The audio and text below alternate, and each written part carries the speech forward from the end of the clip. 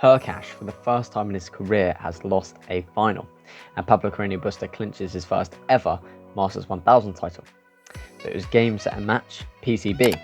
He defeats Hurkacz in 3 sets, coming from a set down, and it was just an incredible final with superb rallies and points and highlights between very, very composed competitors. But let's get into the reasons which led PCB to the victory. My name's Henry Tui, welcome to Post-Match Breakdowns, and subscribe if you love tennis. I'm 1 subscriber away from triple digits, and you could be that one, and it would be really awesome to hit that milestone. So let's just start off with the serve return dynamic. Both are good servers. Hurkacz especially is definitely elite, and Hurkacz just served with really, really good variety, delicately mixing in serve and volley, and just very safe behind his second serve, using his big kick serve.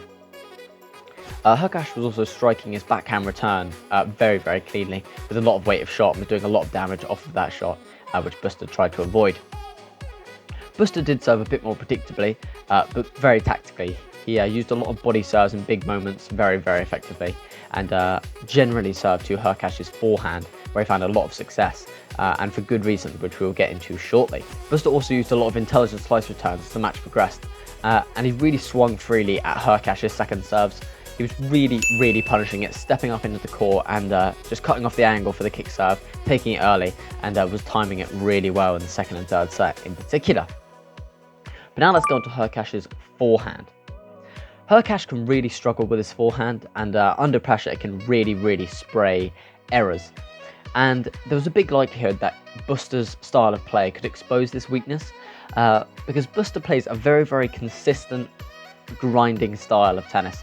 He outlasts his opponent in the rallies and makes them make mistakes. And I thought that being forced to hit more balls could have really broken down Hurkacz's forehand, leading to PCB dominating those rallies.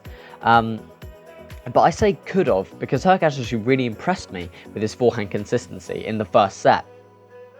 He wasn't overplaying it and missing it under pressure. It was reliable, and extra credit to him, because PCB was targeting that wing and Hurkacz did remain steady. But obviously I do have to say it wasn't as reliable in the match, particularly in the big moments in the second and third set. But it was a big key when Hurkacz broke in the first set. So both have been holding with ease, really. But Hurkacz really put the piece of the puzzle together in the 2-3 game.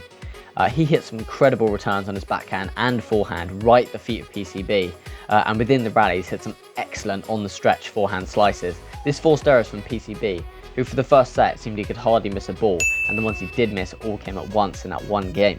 And this break was all Hurkacz needed, and a few games later he served out the first set 6-3.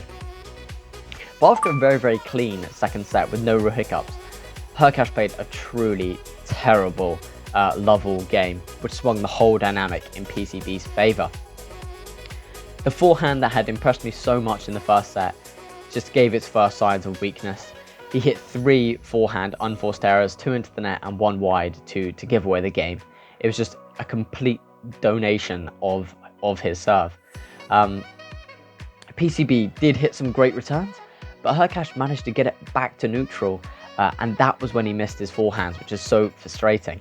And at those kind of big moments, that one in particular, his first serve slightly let up. He gave PCB a couple of looks at his second serves, which, as I said, he was readily attacking. Just every opportunity that came his way, he really took it by the horns. And by the end of the second set, Hurkacz had won just 13% of points behind his second serve. And that is just absolutely incredible, because Hurkacz is a good second serve, but Busta was just attacking it so well. And PCB generally started finding so much depth within the rallies that Hurkacz, though he wanted to, really struggled to make it to net, where he had been doing so much damage in the first set. And this depth really pinned Hurkacz behind the baseline and trapped him there. And with this incredible forehand, he just never let up that pressure. He just kept pushing Hurkacz back and back, and PCB stepped in. And his rally balls played within the court went up from 25% to 45% in the second set. He was just rushing Hurkacz by taking the ball so early with his court position and his very compact ground strokes, and was really dictating play. He took the second set 6-3, but it felt like a much more one-sided set than the scoreline suggested, even though Hurkacz kept it close by only trailing the 1 break. But heading into the third, Hurkacz's forehand let him down once again. He completely lost confidence in it, and it was purely the reason he was broken at the 1-1 game.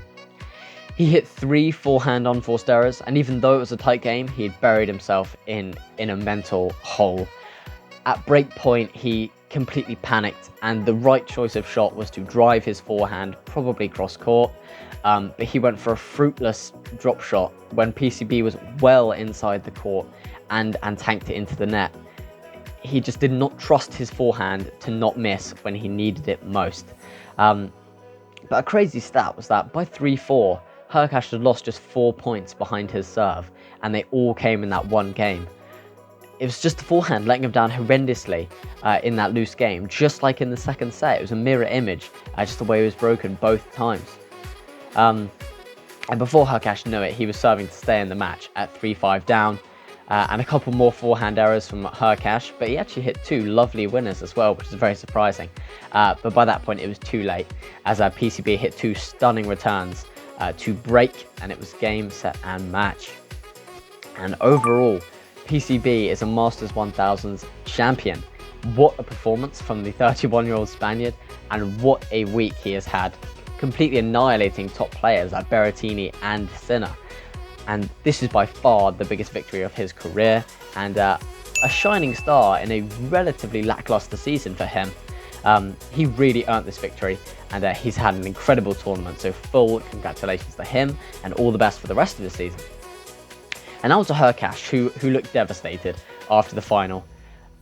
But to be fair, he had never lost a final before, so this is definitely a new feeling for him, and it hit him particularly hard. He did scrap and claw his way to the final. Every match he played was a 3-set match, and he played the doubles, so I think he was probably mentally exhausted, especially losing this final. But he just couldn't quite get over the line today, and that is because of his forehand. Time and time again, he loses matches because of his forehand. His technique needs drastic change, and I hope it's not too late for him to kind of improve that portion of his game, because he would be within the top 10 all year round if he had a better forehand. I love Hurkacz, and I want him to improve, and it is hard to see him lose matches the same way over and over and over again. But all the best for him and his season, because he is having an incredible one, and hopefully with his team he can figure something out, go back to the drawing board. But that wraps up my analysis of the match. A lot of work goes into these videos, so subscribing would mean the world. But thanks so much for watching, and have a great one, guys.